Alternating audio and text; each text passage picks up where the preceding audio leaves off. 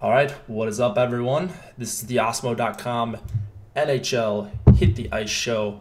We are here to talk on a Monday about this 5-game slate with quite a few moving pieces, and perfect time to have Nolan on the show. Nolan, how you doing? How was the weekend? What's happening? I had a all right weekend, really good football weekend actually, best football weekend of the year. So I was pretty happy about that. Had hit close to the nuts in the showdown slate a couple times Nice, yesterday. nice. Really Uh, happy about that Cody Parkey miss. I'm not gonna lie to you. yeah, Nolan, I think you're sharing your screen right now with me. Ah, So I was just looking. I was like, what did I do here? is Uh, that better? yeah, you're back. You're back. You're back. Okay, Um, sweet.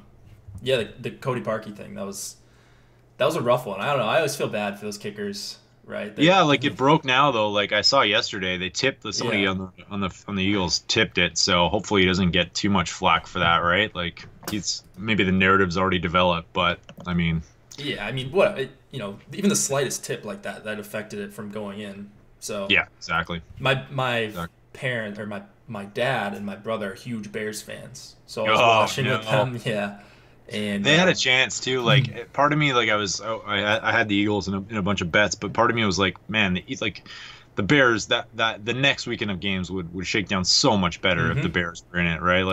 Like Philly at New Orleans, like you're gonna have to bet that game to make it interesting because all Philly's gonna do is try and run the ball for 2 yards per carry every single time. It's gonna be painful to watch, but Yeah, yeah, people love their Nick Foles though, so who you never knows? know.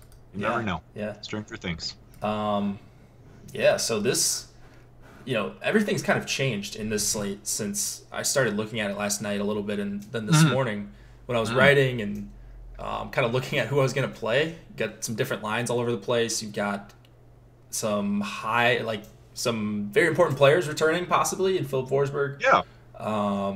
You've got some big team totals. So a lot to talk about, I think, for a 5-gamer. We've got Yeah. the NHL lineup builder up, by the way, guys. I was kind of stalling to see if we could get it ready, and it looks like it's up. So you can see it on your screen if you guys use it.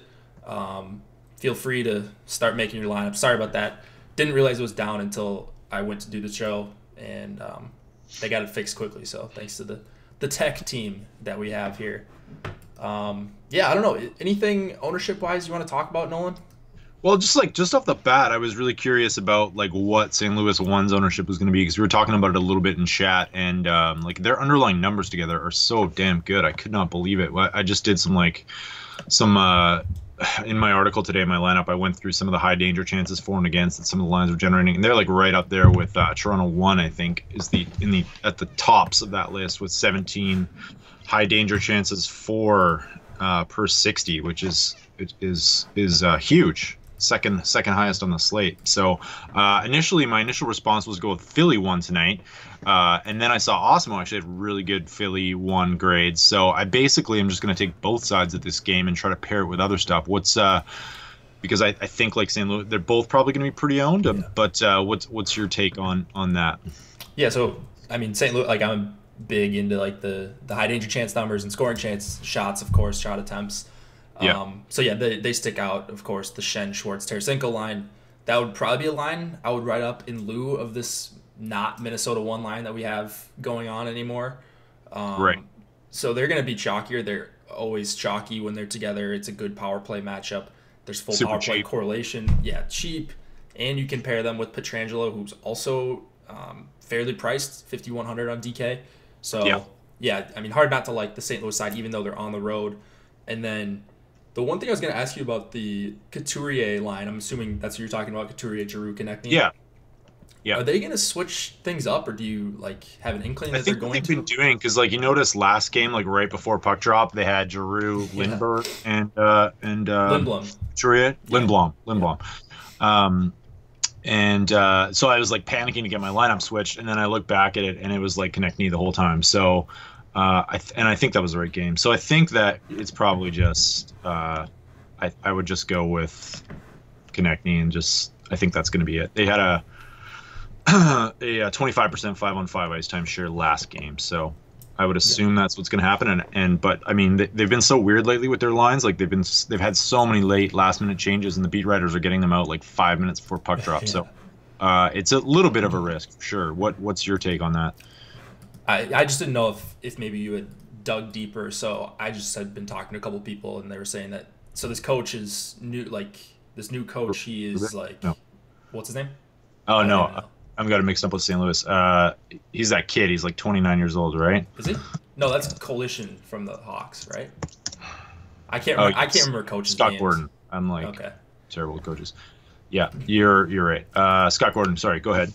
Okay, so we were just kind of talking about how they're this guy likes to change things up really quickly and like last minute. So they were jumbled around. They hadn't skated in a couple days leading up to today. And so maybe there's a possibility that you might see some funky lines, but I guess we can't really say right now. You'll probably know if something's going on, hopefully 15, 20, 30 minutes before lock. But don't be surprised if things get jumbled up. And same thing goes for a couple other spots. Minnesota, kind of alluded to earlier. Same thing with that. Yeah, sounds good. I can't remember if I'm mixing up like last game or the game before, but Lindblom did see some ice time with Couturier and Giroux. Or he has seen some in the last 5. He started with them last game. He started and then they got broken. Mm-hmm. His last game? I think so. They got broken up then pretty quickly because I'm just trying to remember if it was last game or if it was 2 games ago. It could have been. It could have been on. Did they play twice this weekend? Friday, Saturday, possibly? I'm just gonna look right now. Either way. No, so it would have been the Saturday morning game. Okay. They didn't play. They only played on Thursday, right? So would it have been Saturday? I don't know. Anyways, at any rate, I would say be a little bit wary of that. And then you could always just leave Konechny off that one if you want to, because he's not on the power play too. If that's something you want to go with and. Maybe find another unique combination, but the one on that line that has sort of stuck together is Van Riemsdyk, Wheel, and Simmons. I've noticed through all that. Okay. All right. Yeah. Well, definitely something to consider. But I think I'm just gonna roll with Konechny and hope they don't. I'm gonna have a few of those tonight and I think see what happens. That's probably the play. Let's go through game by game. We got some big news right off the top here. Nashville, Toronto, 2.9 implied total for the Preds. 3.3 for the Maple Leafs. Pekka Rinne expected to go against Michael Hutchinson. And talk about this new / old look Nashville one line. Possible return. So looks like Philippe Forsberg is back with Arvidsson and Johansson. We don't really know because he didn't take line rushes this morning in their pregame skate. He was just an extra forward.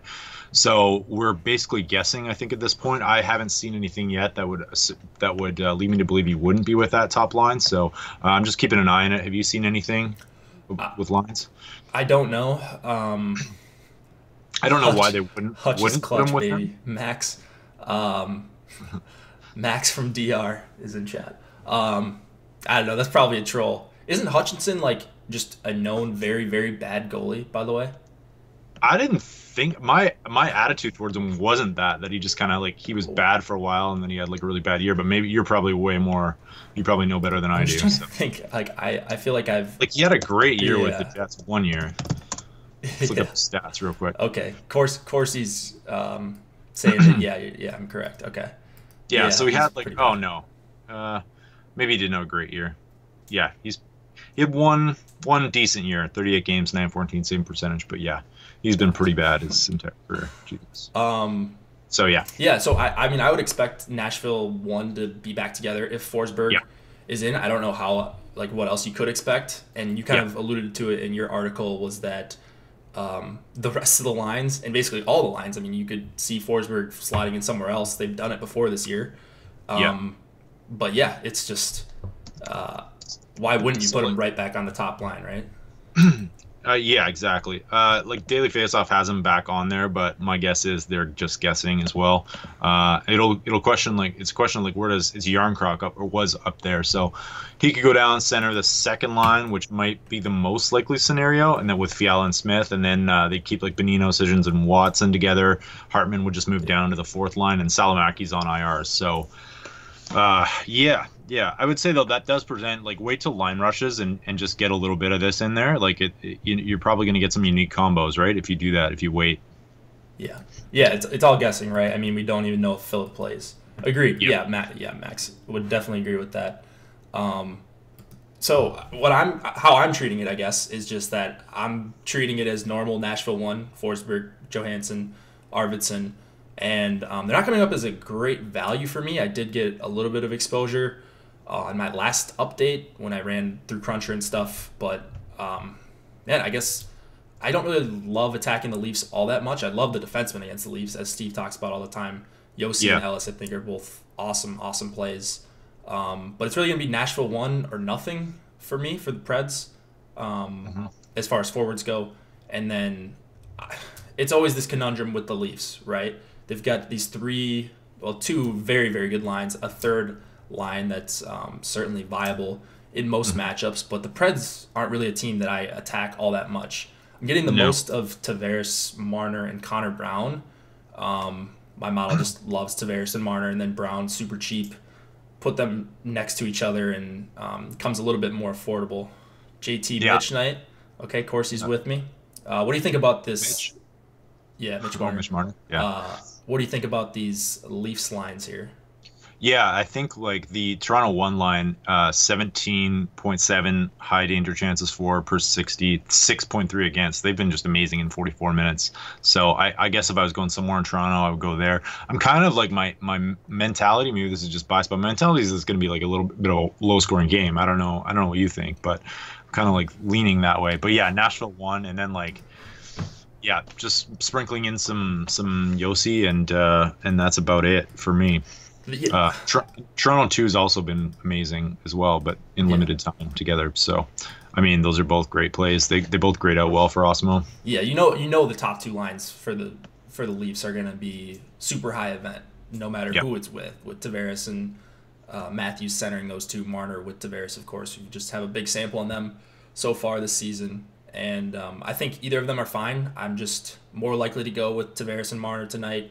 I do have a little bit of the Kadri line. I got 5% of them in my last crunch, and I think that's where I'm comfortable having them. I don't think as a line they're even going to be 5% total. And I'm full line stacking. So I agree with that. They're getting kind of a split ice time share between all 3 lines too. They're all between like 23 and 25% in the last few games. So I would say that like I kind of like Toronto 3 for sure. Like they're just so cheap, right? Yeah. They don't have great numbers, but they're so cheap. Agreed. And then so like for defensemen here, we've talked about Yossi, and like I love Yossi. I think he's awesome. I think he's a really good value tonight. But there's Brent Burns, there's Erik Karlsson, and there's Mark Giordano tonight. Yeah. And I have all those guys, I think, projected above him. So it's really tough. I've got so much of those 3 guys. I'm kind of actually like going to experiment with some 3D stacks today. I think even going 3D stacks in your cash games is a really viable strategy tonight. Yeah. So yeah, those 3 are amazing. I think Yossi's probably going to be the least owned of all 3 though. So if you do want to slightly contrarian play, or of all 4 of those guys, is probably not a bad option. Obviously, we've discussed on this before. Homer Cleese has noted that Toronto gives up a ton of shots to defensemen. So that's positive, though. Like that is mitigated. Like Toronto gives up like no penalty power plays, right? Like they're one of the most disciplined teams in the league. So it's kind of astounding that they give up that many points to a defenseman, really. But he said he watches a lot of Leafs games. He says, and they basically for the first couple months of the season were just letting defensemen walk into the slot and just rip shots from pretty close range. So a guy like Yossi, a guy like Ellis, and Subban for that matter, who aren't afraid to shoot, I think are fine plays. There's just better ones tonight, I think. Yeah, Subban was weird. Like I was going full narrative with his Montreal game last, and I actually went with a couple Ekholm Subban stacks, which worked out well. But he only had 15 minutes last game. He's on the third pairing. I mean, he's paired up with Irwin right now, so they're not going to rise. The game before that, I was 25. Like I kind of like we've seen his ice time increase since he's been back, and last game was an aberration. So I don't know if he like tweaked something, or I couldn't find anything on it, but I didn't see anything. No. So that to me like I would just void him if he's getting under 20 minutes a game. Like there's just better options, but that's just me. Still really relevant, still very relevant that Turris is out for Nashville. Nashville's defensive depth is weak right now. I can't disagree with that, but I'm probably going to be mostly under the field on most things in this game outside of the Tavares line, I think. So so you're going Tavares and then less Toronto too. Mm-hmm. I wonder if that's sneak play. What do you think the ownership's going to be like for them? Because Nashville's like, especially on DK, Nashville's got the nice Nice little red numbers beside their names, which is I think they're sixth in points against the centers and first to wingers. So that's probably going to lower their ownership quite a bit. Yeah. Ownership's always weird with the Leafs too. Yes, yes. Because you've got the homers like just playing them because they're like sure the most. Yeah. So Matthews, what I've noticed quite a few times is like Matthews is like the highest owned, but if people aren't full stacking, I don't think people do it enough. So like you might see Nylander 5% lower than Matthews, and then Johnson 10% lower than Matthews if he's 20%. Yeah. So then like thinking about the stack as a whole, like Tavares and Marner usually get a little bit more steam. It seems like. So I haven't done an in-depth study, but that's just what it seems like to me. I noticed last time it was like Tavares and Marner were correlated pretty well. They were like 22% in that 4.2 implied total against Vancouver the other night, but Connor Brown was 9 or 10%. So it's about half. Okay. Yeah. A little bit less than half of their ownership last time out. So that's probably a good barometer. Try something like that. Is Hyman playing tonight? Have you heard anything about that? No, I don't think he's playing. No, I didn't see anything. We just had one question in chat. I know he's close to returning, but Willie Nylander is 4,100. No one really plays Johnson at all. Yeah. Definitely some value on these Leafs wingers, not named Mitch Marner. Optional morning skate for Hyman today, but he's not playing. Okay, cool. You got any goalie takes here? Are you ready to kind of move on? No hot goalie stakes. I'm just going to be correlating, and since I'm not playing a ton of this game, I probably won't have too much of it. Yeah, I think I'm going to be correlating goalie in about 50 to 70% of my lineups tonight. Nice. So yeah, I'm going to have both of these guys, but it's mostly going to be, unfortunately, Hutchinson coming off of the shutout. Hopefully not chalky Hutchinson. Yeah. All right, let's move it on to the Blues and the Philadelphia Flyers. We've got a 2.9 implied total for the Blues, 3.1 for the Flyers. Jordan Binnington going up against Carter Hart. Talk about news in this game, and then do you know anything about Binnington? I looked up his AHL stats today. He has some really nice numbers. He's got like a 927 save percentage in the AHL. He's been terrible in the NHL this year, so but usually, like, the thing about goalies in the AHL stats is they tend to correlate pretty well. Like, if you're a good goalie in the AHL, odds are you're probably going to be a pretty good goalie in the NHL too, right? In fact, you might even be better because the defensive play of the NHL players is so much more structured than in the AHL, right? So I kind of like would look more towards his AHL numbers. If you are stacking St. Louis 1 here, I do kind of like pairing him up because I think that'll be a bit of a contrarian play because Binnington's priced up. He's priced up on DK anyways. I hadn't looked at his FanDuel pricing, but I don't have a problem going with him as part of a St. Louis 1 stack. Yeah, Road Dog just fires him up for 7,800. Like that's pretty weird. You usually see these guys coming up from the AHL really cheap. And he should be like 70, 71. Yeah, I mean that's what you usually see. And Allen, their main goalie, he's usually 7,100 when he's a home favorite. So it's a clear overprice here for Binnington. If you want to take a shot at the unknown, that's fine. I just didn't know if that's why I kind of like it because he's not like he's going to get no ownership, right? People are going to go to Jones for like small amount more, right? So I think like you can definitely put him in some of your correlated lineups. I don't know. I'm just trying to read chat here. We got a Leafs talk going on, Nylander talk. You're gonna get Corsi riled up here. Corsi loves his Leafs. All right, so we've got St. Louis 1. Yeah, I think is the clear stack here on the blue side. As far as hard matching goes, like, what's your take on that? Because like obviously St. Louis 2 is one of the best defensive lines, or has been very good defensively together. So I think they're allowing what is it 3? I got the number right here. 3.7 high danger chances against per 60 in 95 minutes. So I think it's going to be you're going to see the Couturier line try to hard match against Schenn, Schwartz, Tarasenko, and that's a fine matchup for both sides. I think. Couturier not the guy I want to target all the time, but the full power play correlation for St. Louis 1 plus the really cheap pricing, plus they just have really awesome numbers. I don't know that they're matchup proof, but on a 5-game slate, it's just really hard to pass up the value, especially if you're MMEing. Where did you get the info that the St. Louis power play was all together? Just out of curiosity, because I'm sorry, Bozak is out, and Tarasenko was on the O'Reilly-Perron power play before. You're right. I misspoke. Yeah, it's right on the screen. Okay. For some reason, I had it in my head they were all on the same power play unit. So, But it could be like it could change. Like with Bozak out, I don't know who takes that spot, right? Like they could just totally switch it up. could be. They didn't have like I checked into the beat writers today. They didn't hear anything back. So um, I'm guessing like I wouldn't be surprised if either like Robert Thomas and Maroon like takes that spot, or they just like load it up and go with those three, and then I don't know. I mean, you probably should load it up here, right? Yeah. It's a really Yeah. good power play spot if Yeah, they can exactly. get the Philly 5 takes on a 4. ton of penalties. Love Peter Angelo in this game. His minutes are up. He's back on the power play 1, so that's a good correlation play. Like him as a solo play. Yeah, Yeah. it's tough to get him in there with so many great defensemen, though.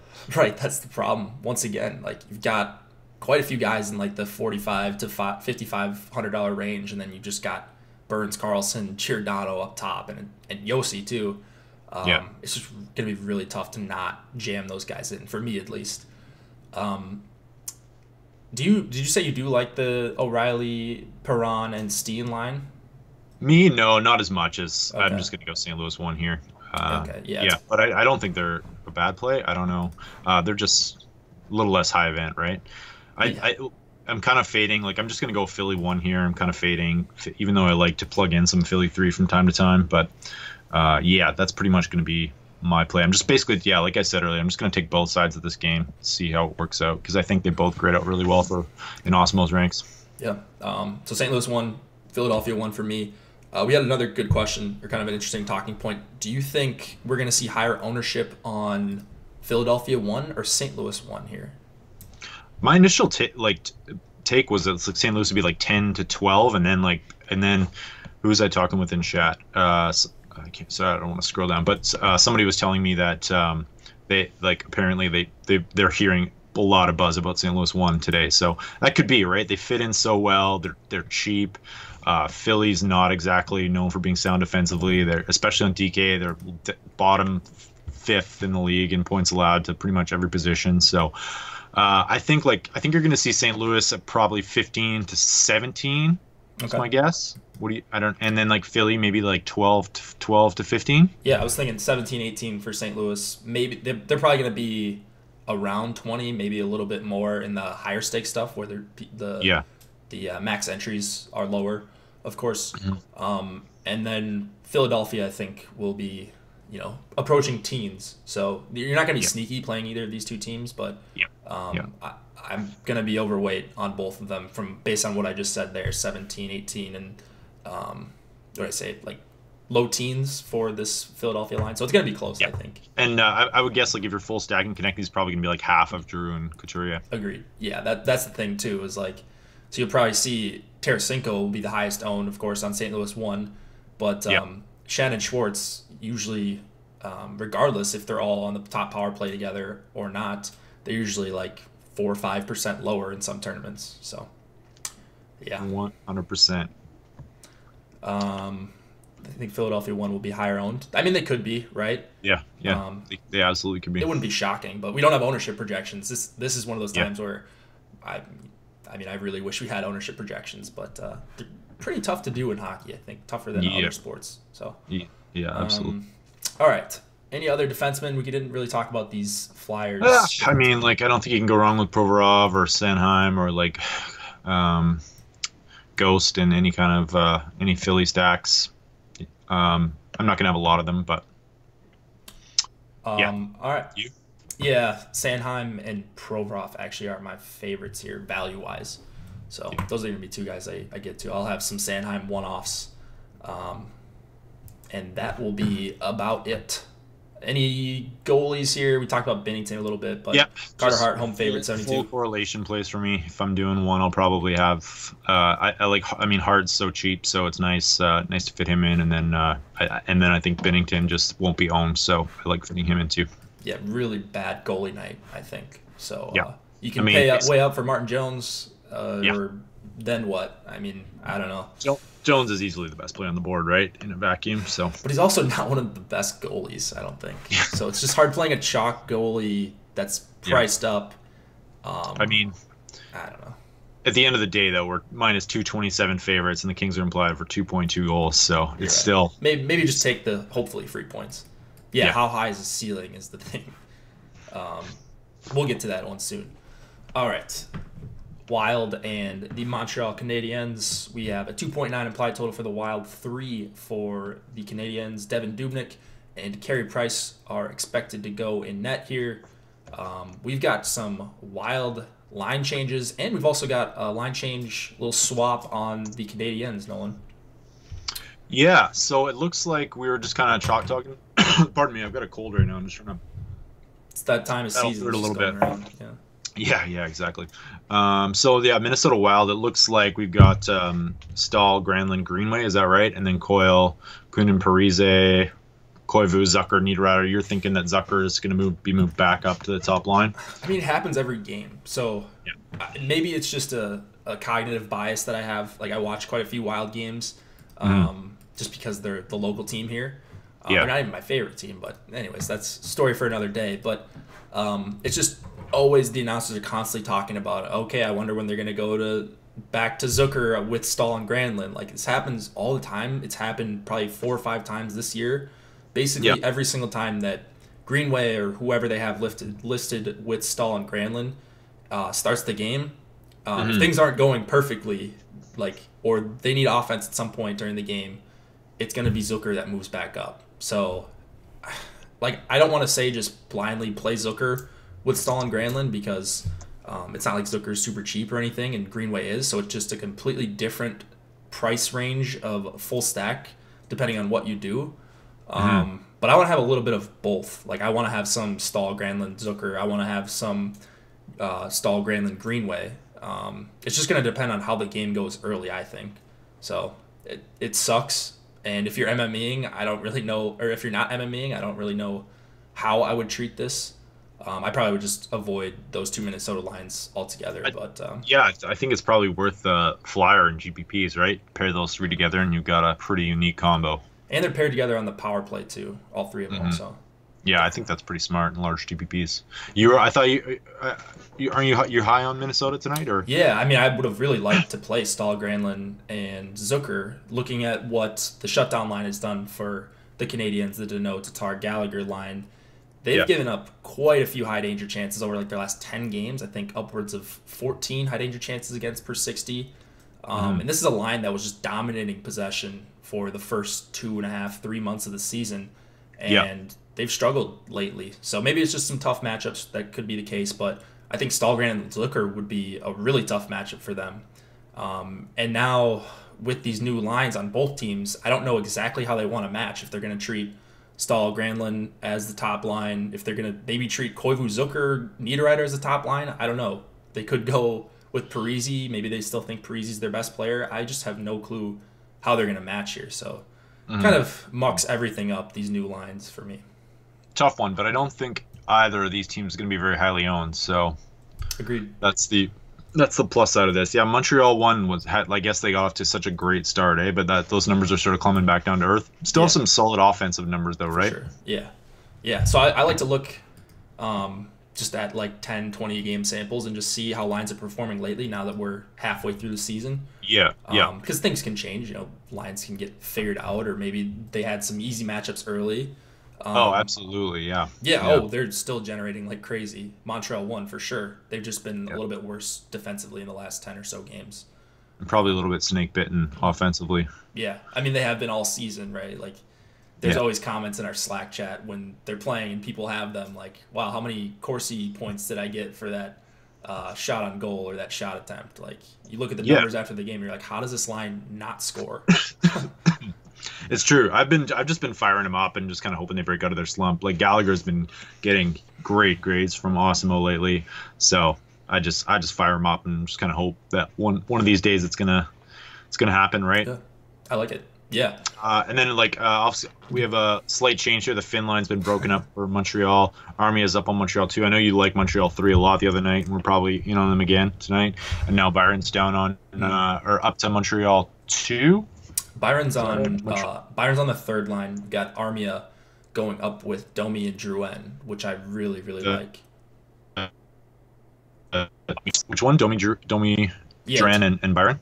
Domi, Drouin, or Armia, and Armia. Yeah, I really like that line tonight. I think Armia was a strong value playing on the third line. Probably helps his ice time a little bit playing with Domi and Drouin, plus full Yep. power play correlation there. I just think it sets up as a really complete stack. And again, we don't really know what it's going to be like for the line matching here. But they're going to see whatever the perceived second and third lines are for the Wild. And at Greenway with Stahl and Granlund doesn't really worry me all that much defensively. The Coyle, Parisi, Kunin line, I believe, has been really, really good at even strength. I'm not sure really what to think of Koivu, Zucker, and Niederreiter just yet, but I do like the second line. I guess it's listed as the second line on your screen, but probably considered the first line. What about you? Yeah, I'm going to have some both at Minnesota 1 stack just to be safe and just to be a little bit contrarian. So okay. That's where I'm going. Yeah. And then I might sprinkle in a little Weber. I'm not going to get to Weber, I don't think, tonight. Just so many other good defensemen. That's all I got for this one. Yeah, I'm not going to get to Weber tonight, I don't think. There's just a ton of other good defensemen. Fair. And so I don't think I got to him at all. Yeah, 100 lineups, I didn't get to him one time. I just got so much Burns, Carlson, and Giordano, and a little bit of Yossi. And what about Spurgeon? Yeah, he's another one that I really wanted to get to. I like him. I think that's a fine price for him. He's playing like 25-plus minutes a night, playing on the power play. He was on the top unit, I believe, last game. I guess he's listed on the second unit right now. But 5 points in his last 2 games. Yeah, shooting more as well, which I'd like to see from him. And like as a one-off, I would much prefer him over Suter. I just think he's a higher upside player in general. Yeah, they've kind of buried him for years now. I've always thought he was good, but like he's never really gotten that top power play time. They want to play Dumba up there really bad. It seems like. Dumba's pretty good. Yeah. Right? Offensively, and he's a good complement to Suter, who's solid defensively. So it makes sense. Yeah. Weber is just priced too close to EK 65. Agreed. Yeah, that's true. We didn't really talk much about Coyle, Parisi, and Luke. I think it's Cunnin. I think that's how they pronounce his name. But they have really awesome numbers. Again, I just keep going back to I don't know how the lines are going to match. Maybe they see a bunch of time against Domi and Duran, which would be a good matchup for them. And they're the line we have the biggest sample on, I believe. So I think they're fine as a full stack. I like the way Parisi's playing. He's 6,100, and then Cunnin's actually fine for 3,700 as a last part to a full even strength stack. Nice. Yeah, that's really about it. There's not much to talk about for defensemen tonight, I don't think, or goalies, because there's so much uncertainty with the goalies, and then there's such a clear top 3 or 4. Top tier. For the I defensemen. agree. All right, Flames and Blackhawks. We have a 3.6 implied total for the Flames, 3 for the Blackhawks. David Rittich in net against Colin Delia.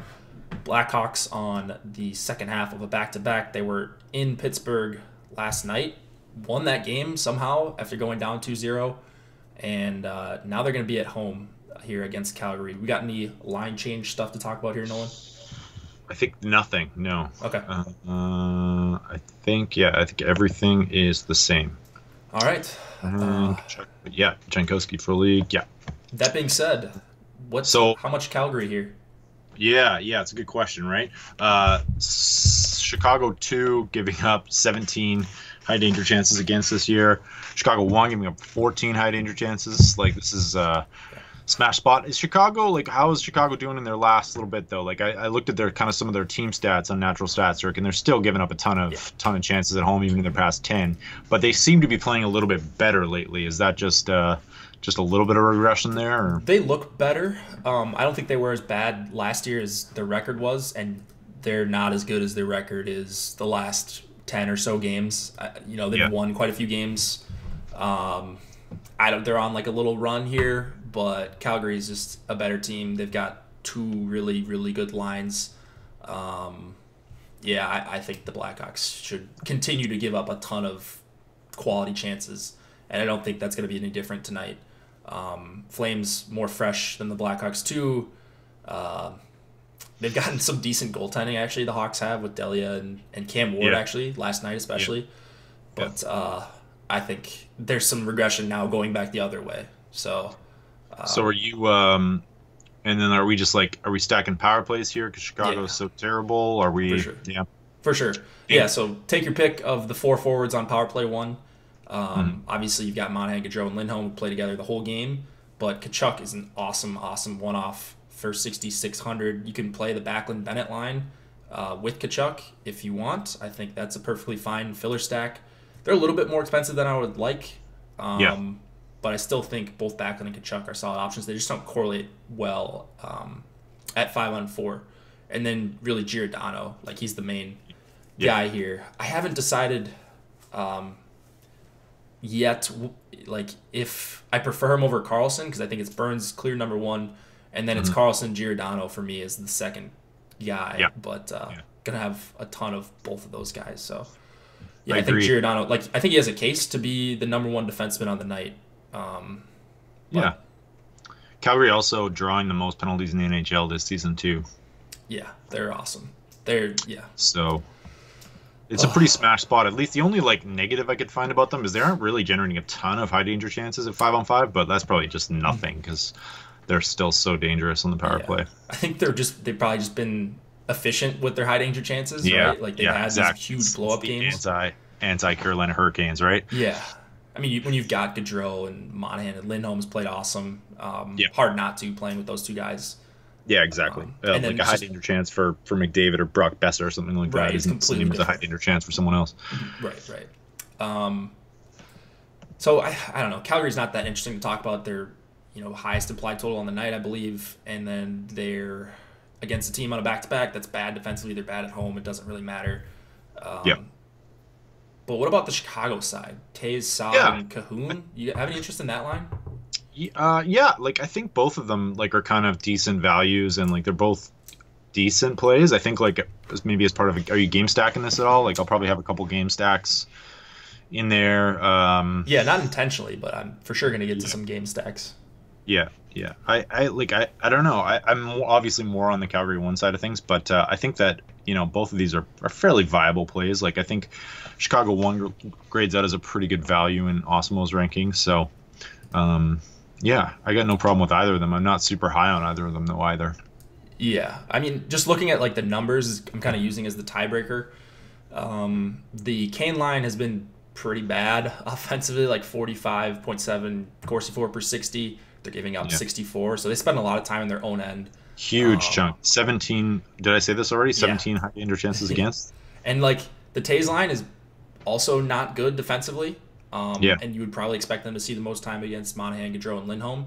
So I think that's the preferred matchup I would want to go. I think the Kane line might actually see a little bit of time against Backlund, Tkachuk. Yeah, I don't know why you would do that, but that's interesting though, because that's probably.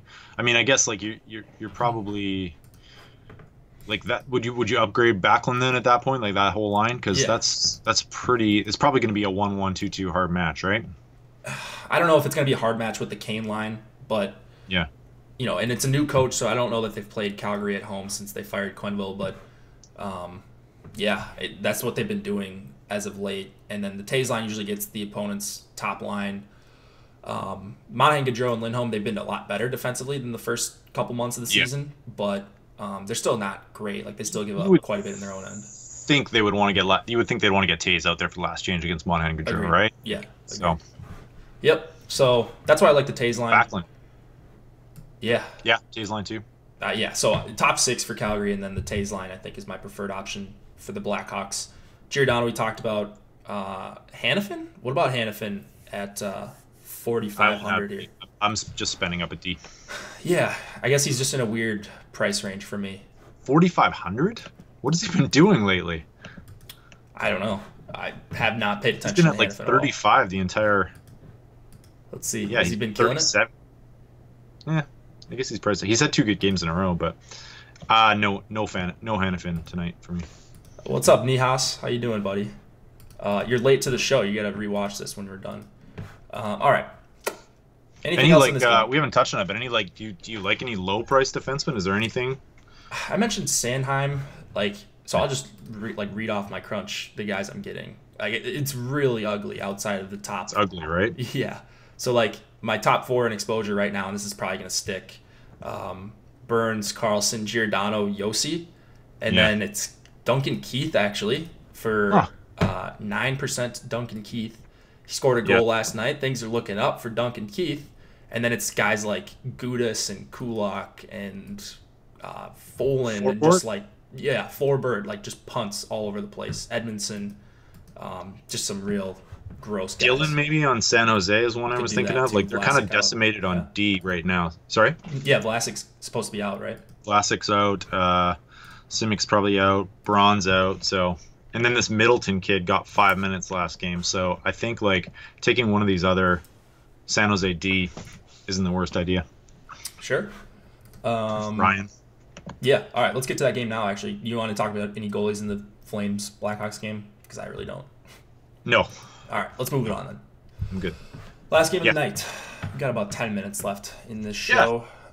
Kings. No major changes, I think, here other than. Oh, sorry. Go ahead. Kings Sharks. 2.4 implied total for the Kings. 3.2 for the Sharks. Jonathan Quick, Martin Jones. Go ahead. Just what we talked about. San Jose D.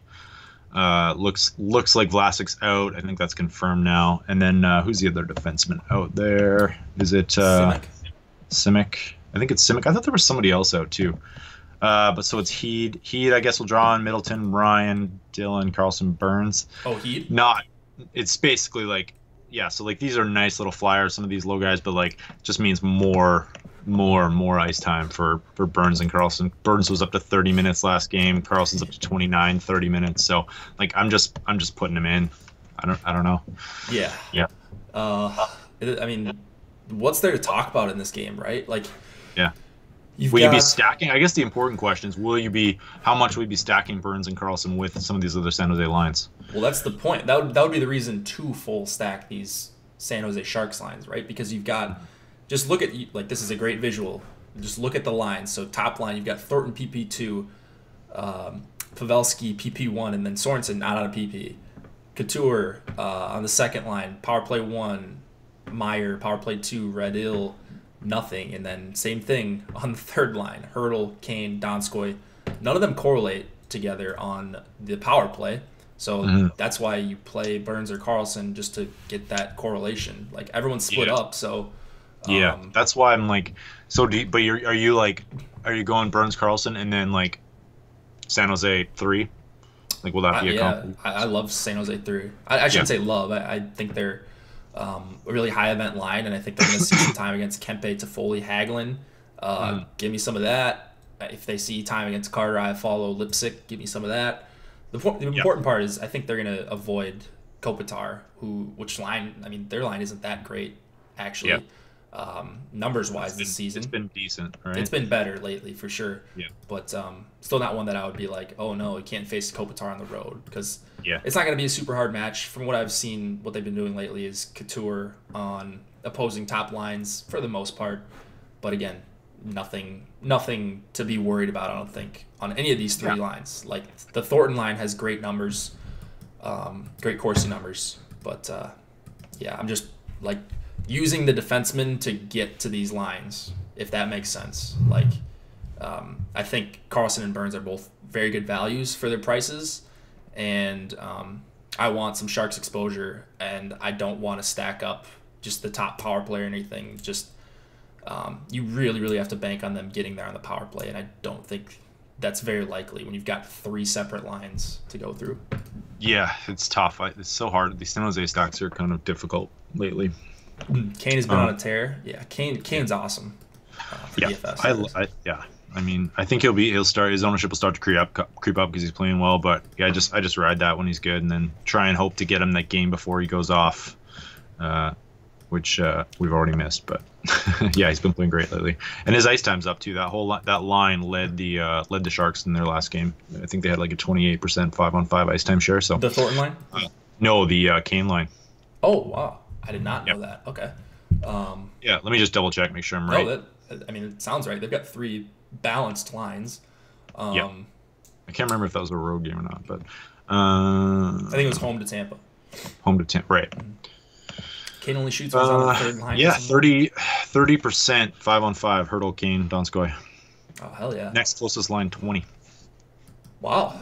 Fire them up. I mean, a little bit of a different opponent here, right? You got the Lightning going Yeah. down to the Kings, the lowly Kings. But there's just, I mean, whatever. The Kings have been pretty low event, both offensively and defensively.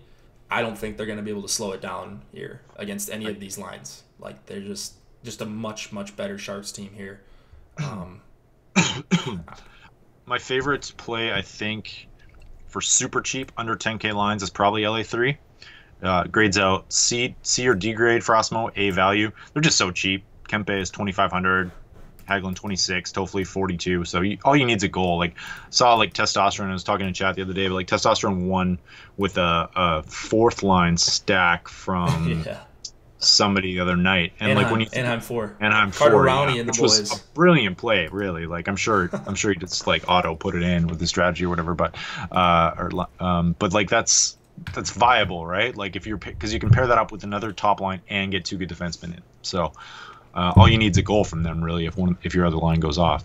Yeah, I mean, I don't know if you even need to go that deep. I mean, maybe if you're going to Calgary 1, you might be able to jam in like Giordano and or Burns. Yeah. And Burns or Carlson plus LA3, so it makes sense.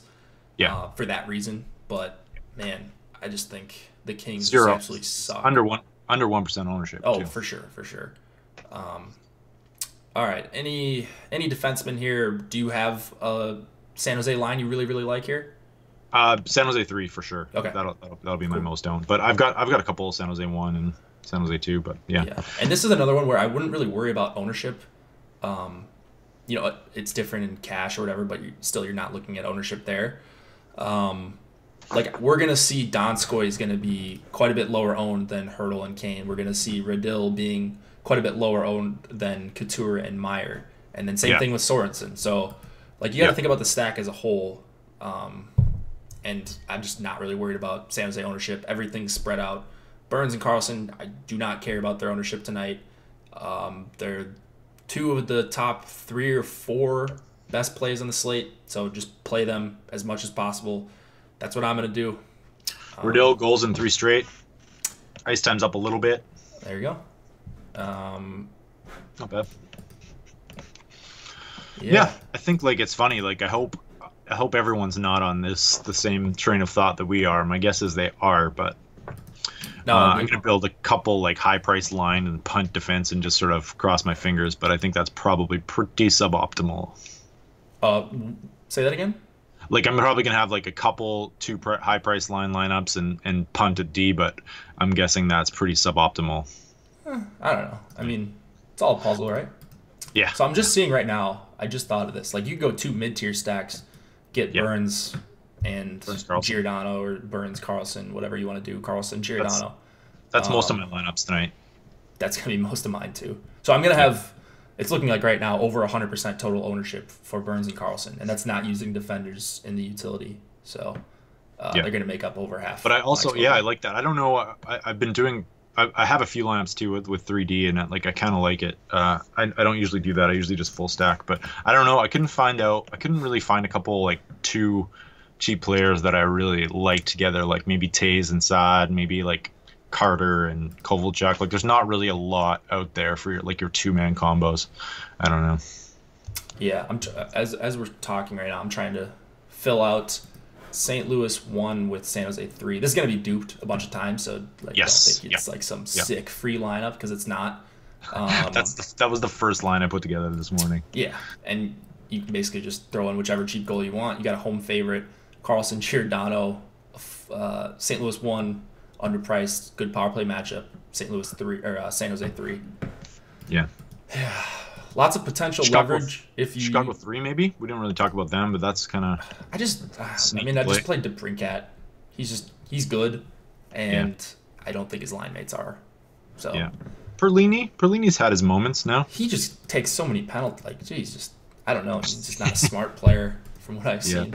But I don't know all that much about actual hockey. I just watch and listen to what the broadcasters tell me to listen to, and I've learned the game more, but definitely more looking at it from DFS. Don't really have a hockey background, I wouldn't say.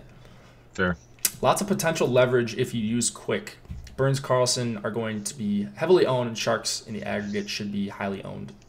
Yeah, I'm fine with that as a large GPP play. Like I mean, it's not like, I mean, you're basically going to get him at what, 3% ownership, and he is, they're only like, they're what, minus 203 favorites. So like, yeah, if you're popping them one or two lineups with Quick in there, I got no problem with it. Okay, yeah, all right, one or two. Like if you're making 50 or 100, I would be okay with that.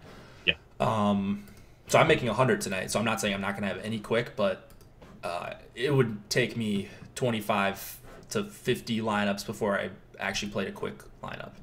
I just think. Or I think like if you're the kind of player that plays one lineup a night, I prefer that strategy. Play one. Right? Oh man. In single entry, play Quick? No, like if you're just the kind of person who's putting $3 in a GPP for 3,000, I prefer like just like a hobbyist, I prefer to like just take that contrarian goalie, take the contrarian play that night, and hope it pans out. Okay. All right, maybe people in chat look like they're kind of agreeing with you. I'm going 5 out of 25, so you got 20%, 25, or I'm sorry, 5 out of 25, so 20% Quick.